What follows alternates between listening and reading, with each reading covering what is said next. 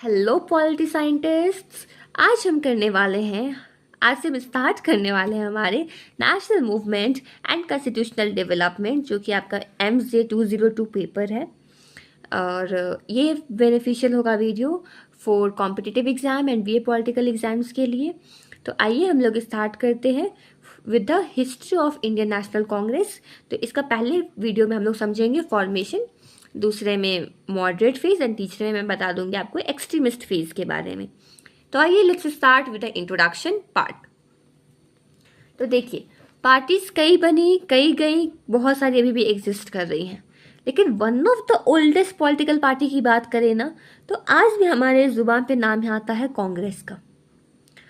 कांग्रेस इकलौती पार्टी रही है जिसने इंडियन नेशनल मूवमेंट में एक बहुत ही बड़ा रोल प्ले किया है, जो कि आज तक एग्जिस्ट कर रही है। कांग्रेस का फॉर्मेशन होता है 28 दिसंबर 1885 को। ये सिर्फ एक बोलते हैं पॉलिटिकल पार्टी नहीं थी, इसने एक प्लेटफॉर्म के तौर पे काम किया, जहाँ पे इंडियंस को मौका मिला अपनी बातों को रखने के लिए, एक आइडियोलॉजी को स्प्रेड करने के लिए। और इसकी स्थापना होती है कांग्रेस पार्टी की गोकुल दास तेजपाल संस्कृत कॉलेज बॉम्बे में। और इसमें हर रिलीजन के लोग थे, तो कहीं ना कहीं, और हर रीजन के भी लोग थे, तो एक यूनिफाइड प्लेटफॉर्म बना। अब हम समझते हैं इसके लीडरशिप के बारे में कि आखिर फॉर्मेशन करने के लिए तो कुछ लीडर्स की जरूरत होती है, तो किन लीडर्स का इसमें रोल है। तो इसमें नाम आता है हमारे दादा भाई नौरोजी का, फिरोज शाह मेहता, बदरुद्दीन त्यागजी, वोमेश चंद्र बनर्जी, सुरेंद्र नाथ बनर्जी, रोमेश चंद्र दत्त, एस सुब्रमण्य अय्यर। देखिए, मैंने जितने भी लोगों का नाम लिया है ना, generally they are from Bombay and Calcutta. तो इन सब की लीडरशिप का ही नतीजा है कि हमारे कांग्रेस का फॉर्मेशन हो पाया। और तो और इसमें एक बोलते हैं ना कि लीडिंग पर्सन के तौर पे काम किया A.O. ह्यूम, जो कि एक रिटायर्ड ब्रिटिश ऑफिशियल थे, IAS बोल सकते हैं ब्रिटिश के। और उन्होंने ये जो फॉर्मेशन हुआ इन सब लोगों के हेल्प से, तो ये इंडियन नेशनल कांग्रेस ने बनने के बाद एक ऑब्जेक्टिव इसका यही था कि हमें नेशन बिल्डिंग को प्रमोट करना है। इन्होंने देश बनाने का काम किया, क्योंकि देश तो कई भागों में टूटा हुआ था ना। और ये एक एफर्ट था कि हर क्षेत्र में, भारत के हर क्षेत्र में जाया जाए और मिल करके सबको एक किया जाए और नेशन बिल्डिंग बने। और इसी का एक एग्जाम्पल है कि कांग्रेस में ना हर साल एक सेशन होता था, मीटिंग होती थी। अब वो मीटिंग रोटेट कांग्रेस सेशन, मतलब कि हर साल मीटिंग जो थी इस हमारे कंट्री के अलग अलग प्लेसेस पे होती थी, जिससे कि एक एफर्ट था ताकि हर क्षेत्र तक पहुंचा जा सके और नेशन बिल्ड किया जा सके। तो आखिर कांग्रेस का फॉर्मेशन हुआ कैसे? Theories related to foundation. तो देखिए, कांग्रेस का फॉर्मेशन के कारण अगर पूछे जाए तो इसको मैंने 3 पार्ट में बटा दिया, 3 थ्योरी मैंने इसको सेपरेट कर दिया है।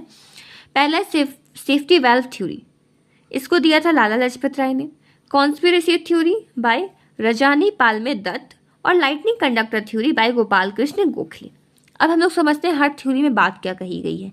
सेफ्टी वेल्व थ्योरी, देखिए अगर मैं इसको समझाऊं, आपने कुकर देखा होगा ना, कुकर में क्या करते हैं ना, कुकर फटे नहीं, इस चलते हम लोग समय समय में 5 मिनट 10 मिनट में सीटी आ जाता है। सीटी आने के बाद फिर कुकर शांत हो जाता है। तो ये कुकर को शांत करने के लिए छोटी मोटी सीटियाँ आती हैं।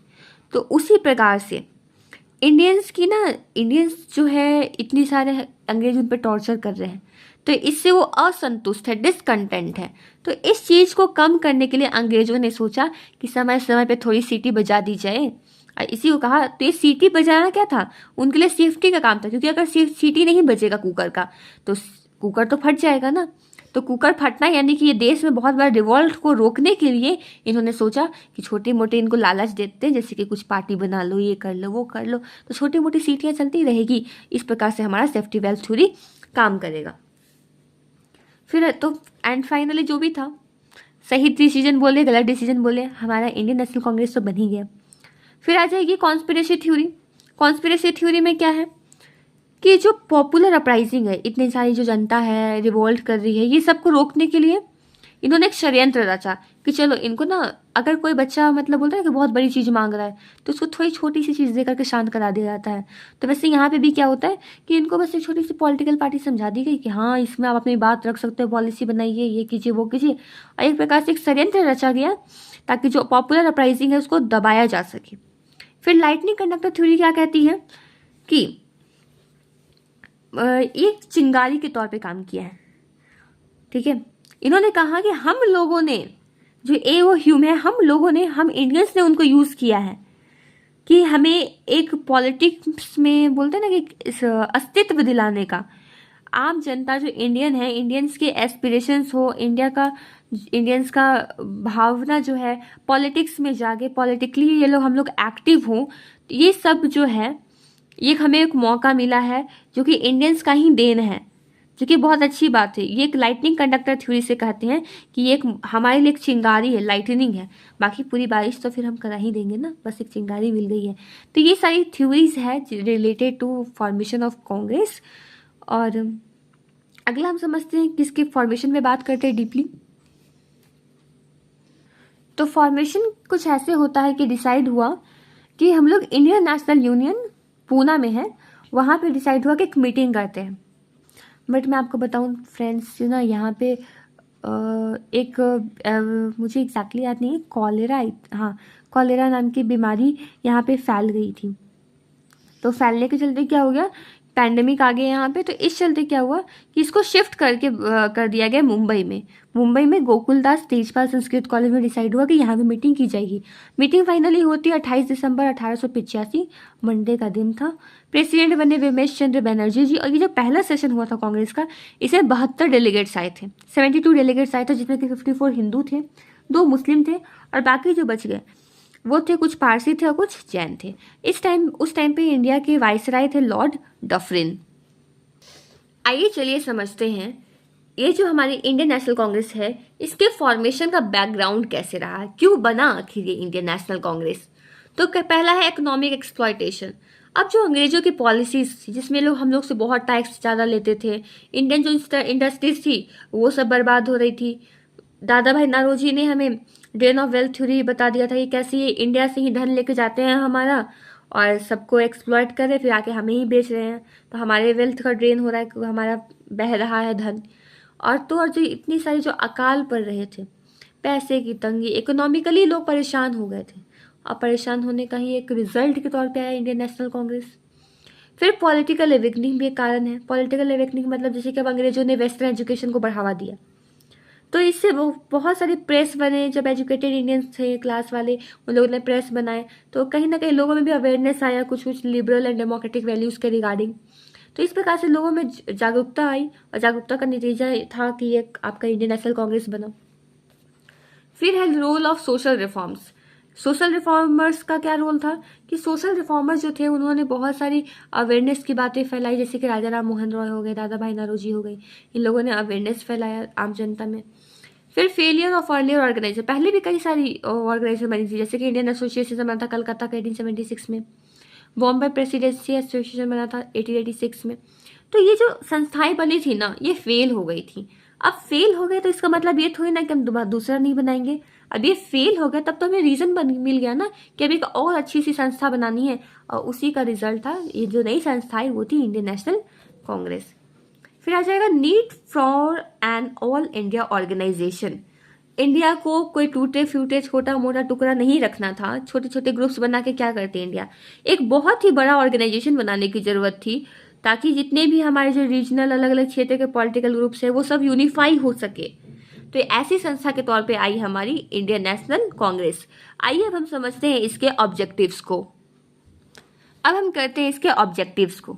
तो इंडियन नेशनल कांग्रेस का ऑब्जेक्टिव यही रहा है कि लोगों को एक नेशनल पॉलिटिकल प्लेटफॉर्म मिले, यूनिटी को प्रमोट किया जाए, एकता है वही सब कुछ है, लोगों में एक कलेक्टिव आइडेंटिटी आए कि हिंदू हो या मुस्लिम हो या सिख या ईसाई या पारसी, सब के सब इंडियन है। ये जो एकता कलेक्टिविटी की जो बोलते हैं ना भावना, सेंस लाने की कोशिश की गई। इंडियन नेशनल का ऑब्जेक्टिव यही था। इंडियन नेशनल का ऑब्जेक्टिव ये था कि जो भी आम जनता के ओपिनियंस हैं, इनकी जो विचार विमर्श है, उसको ट्रेन किया जाए, ऑर्गेनाइज किया जाए कि हाँ आप आइए हमारी संस्था से जुड़िए, अपनी बातों को रखिए। ये इसका ऑब्जेक्टिव यही था कि जो भी इंडिया में इंडियन लोगों की दुख है, ये सबको रिप्रेजेंट करना ब्रिटिश ऑफिशियल्स के सामने, और इंडियंस का पार्टिसिपेशन को बढ़ाना पॉलिटिक्स में, सो दैट कि they should be aware of their rights, और अंग्रेजों से ये अपने हक की लड़ाई कर सके। तो आइए अब हम चलते हैं इसके कंक्लूजन पे। तो बोला जाए तो एक ऑर्गेनाइज तरीके से पॉलिटिकल एक्टिविटी करवाया हमारी इंडियन नेशनल कांग्रेस ने। इंडियन नेशनल कांग्रेस सिर्फ एक पॉलिटिकल पार्टी ही नहीं रही, बल्कि भारत की राष्ट्रवाद की आवाज़ बनी है। इसका इंडिया को आज़ादी दिलवाने में बहुत बड़ा ही रोल रहा है। इंडिया में जो बोलते हैं ना, लोगों में पॉलिटिक्स को लेके जो अवधारणा का जन्म हुआ, ये इसका क्रेडिट जाता है इंडियन नेशनल कांग्रेस को। जहां हम लोग पिटिशन दायर करने वाले लोग, प्रोटेस्ट करने वाले लोग बन गए, ये किसका दिन है? Of course Indian national Congress. तो इन कंक्लूजन हमने ये समझा कि कैसे Indian national Congress being the oldest party of India, a party जिसका मोटिव ये नहीं था पार्टिंग करना, है ना, पॉलिटिक्स करना, इसका एम था नेशनलिज्म को बढ़ावा देना, जो कि हमारी सबसे 1885 में बनी सबसे पुरानी पार्टी रही है और जो कि स्टिल एग्जिस्टिंग है। तो हम लोग कंक्लूजन में ऐसा बोल सकते हैं कि इंडियन नेशनल कांग्रेस का फॉर्मेशन जो है ये हमारे बोलते हैं ब्रिटिश कालीन ज़माने में हुआ है, बहुत सारे लीडर्स के अंतर्गत रह करके, अलग अलग रीजन्स के, अलग अलग रिलीजन्स के। So with this, thank you guys for watching my video. If you really liked the video, then please do like, and if you have any suggestions or questions, so you can put it down in the comment box. And yes, मैं आगे के topic में आपको moderate face करवाऊंगी. So stay tuned with me, subscribe my channel so that कि आपको notification भी मिल जाए. Until that, take care, bye bye, thank you once again.